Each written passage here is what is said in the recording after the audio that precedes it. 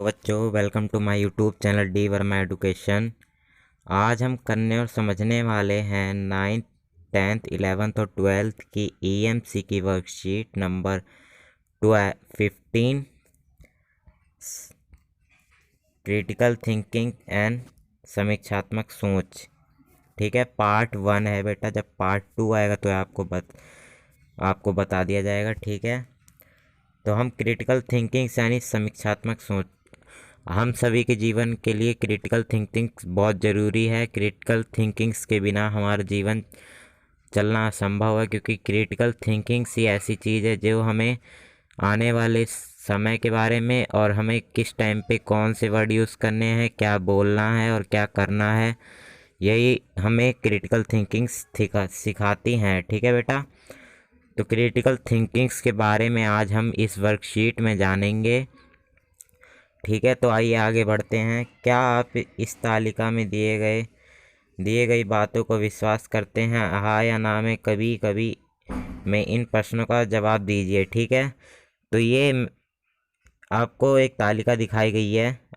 ठीक है, वो तालिका ये है, क्रिटिकल थिंकिंग्स के ऊपर ये तालिका बनाई गई है। ये आपको खुद भरनी है कि आपकी सोच, आपके विचार कैसे हैं, आप क्रिटिकल थिंकिंग्स कैसे मैनेज करते हैं। ठीक है, तो ये पर्सन दिए हुए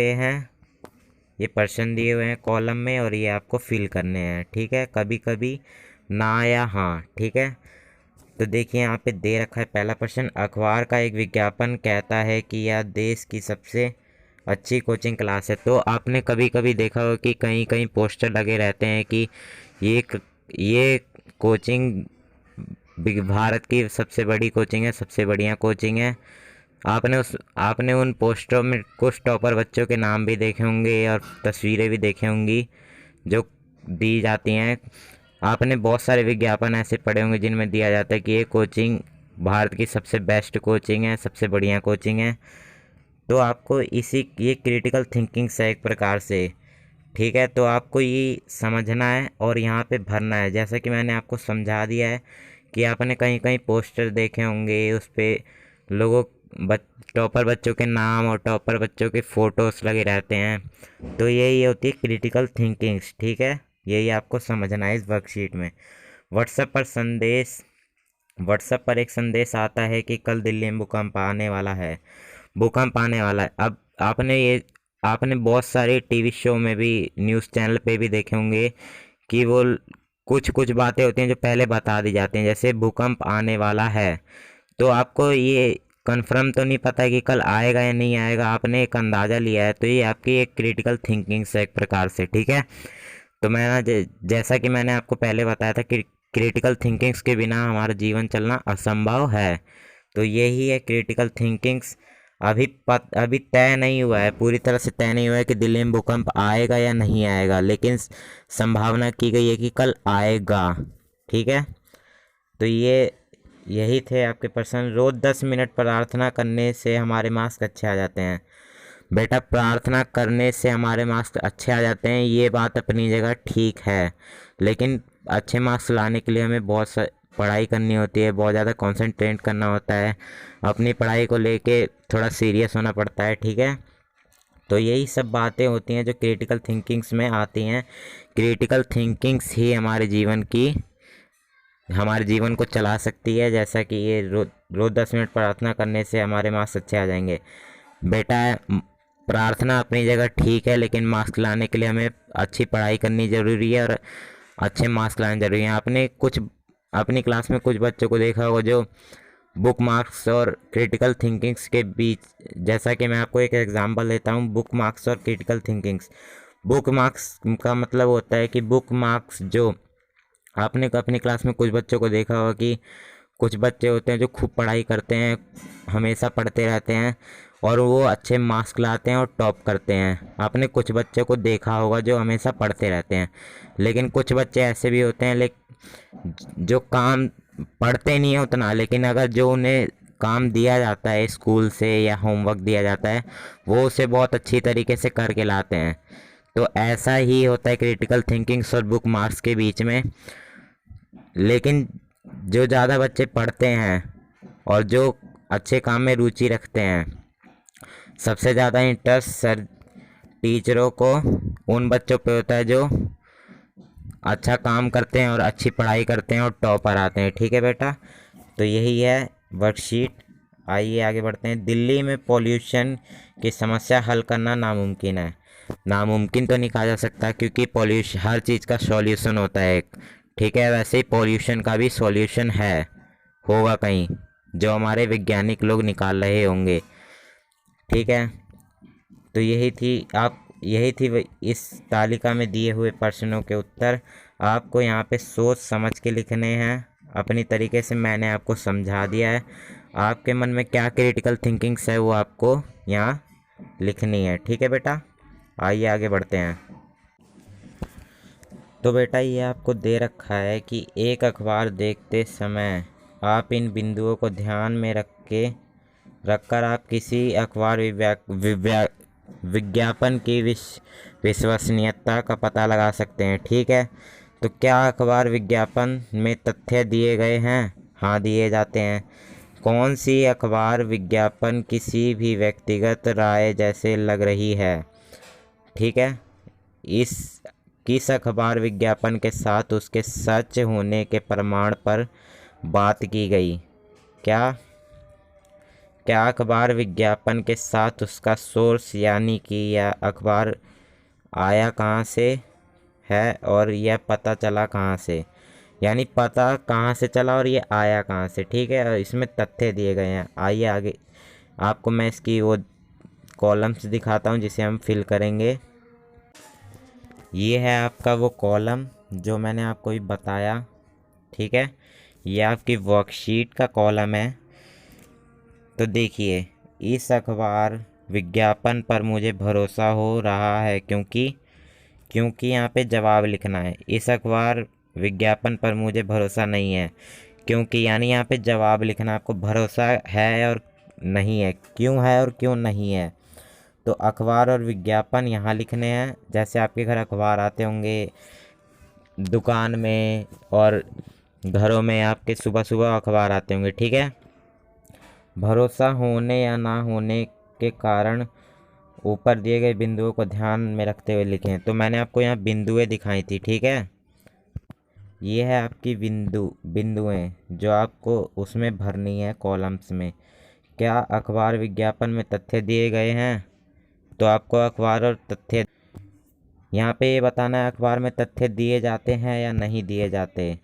तो आपको आपके मतलब अखबार जो होता है उसमें तथ्य दिए जाते हैं या नहीं दिए जाते। क्रिटिकल थिंकिंग से एक प्रकार से ये हर बच्चे के मन में अलग अलग होती है, इसलिए आप इसे खुद फील करें। आपको ये खुद फील करना पड़ेगा। ठीक है, हर बच्चे के मन में हर अलग अलग क्रिटिकल थिंकिंग्स होती हैं। दूसरी बिंदु है कि कौन सी अखबार विज्ञापन किसी व्यक्तिगत राय जैसी लग रही है। व्यक्तिगत राय जैसी लग रही है। ठीक है, तो आपको यहाँ पे वही खुद बताना है कि कौन सी व्यक्तिगत राय लग रही है, कौन सी नहीं। बेटा ये आपको खुद भरने पड़ेंगे। आप मेरी वीडियो को रोक के बिंदुएं देख सकते हैं।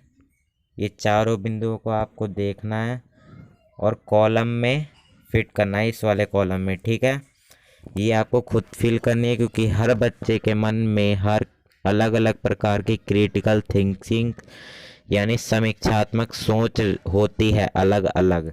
ठीक है, अगला आपका आता है ये। इन सभी प्रश्नों के उत्तर देने के लिए हमें क्रिटिकल थिंकिंग्स की ज़रूरत पड़ेगी। बातों के पीछे उनके कारण जानने का, प्रमाण देखना, तथ्य समझना, सही निर्णय लेने की मदद करना चाहते हैं और इसके लिए ज़रूरी है कि हमारे प्रश्न पूछे गए। यह वर्कशीट आपको क्रिटिकल थिंकिंग की क्षमता को समझाने और उसका अभ्यास करने में मदद करेगी। ठीक है, आइए इस गतिविधि को करके इस बात को ठीक से समझते हैं। आप घर में आने वाली किसी अखबार या मैगजीन का एक पन्ना ले लीजिए। उस पर दिए गए अखबार और विज्ञापनों को ध्यान से देखिए और कोई एक ऐसी अखबार विज्ञापन खोजिए जिस पर आप विश्वास करेंगे और एक ऐसी जिस पर आप विश्वास नहीं करेंगे, उन नीचे दिए गई तालिकाओं में भरिए।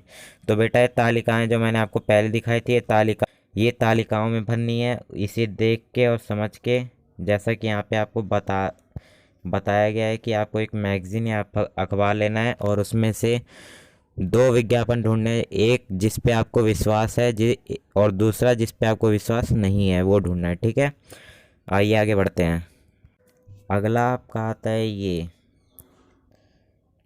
किस तरह लोगों से बात करते समय हमें प्रश्न पूछकर उनसे सही जानकारी ले सकते हैं। नीचे दिए गई स्थिति को पढ़कर और बताइए इस स्थिति में आप क्या प्रश्न पूछ सकते हैं। ये रोहन नाम का एक लड़का है। सुना ना कल दिल्ली में भूकंप आने वाला है। ये किसी को बोल रहा है कि आपने सुना कि कल दिल्ली में भूकंप आने वाला है, तो यही आगे आपको बताया जाएगा। तो जो रोहन ने क्वेश्चन पूछा था एक व्यक्ति से, वो व्यक्ति ये है और इससे क्वेश्चन पूछा था क्या बात पर विश्वास करना है या नहीं। इसके लिए आप रोहन से क्या सवाल पूछ सकते हैं। तो आपको 3 सवाल मतलब पूछने नहीं है, आपको 3 सवाल ऐसे सोचने हैं कि ये बात सच है या नहीं। ये क्रिटिकल थिंकिंग्स है। उस बच्चे रोहन की क्रिटिकल थिंकिंग्स थी कि कल दिल्ली में भूकंप आएगा, तो उसने दूसरे से पूछा। यही आपको मतलब इसमें इस व्यक्ति के द्वारा दर्शाया गया है कि वो बात ठीक है या नहीं, कि कल दिल्ली में भूकंप आएगा या नहीं। ठीक है, किसी भी प्रकार की राय बनाने या निर्णय लेने से पहले हमारे लिए यह ज़रूरी है कि हम जिस चीज़ को देखें, सुने या उसके बारे में पढ़ें, उसका बारीकी से अवलोकन करें। किसी भी जानकारी पर विश्वास करने से पहले उससे संबंधित तथ्यों का तार्किक ढंग से विश्लेषण किया जाए। तो ये बेटा ये बात ठीक है। इस जो वर्कशीट में ये बात बोली गई है बिल्कुल ठीक है।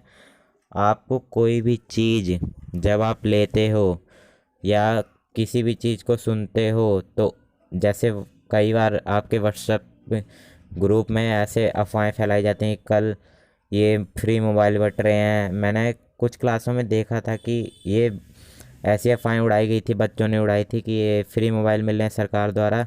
तो बेटा ऐसा कुछ नहीं होता।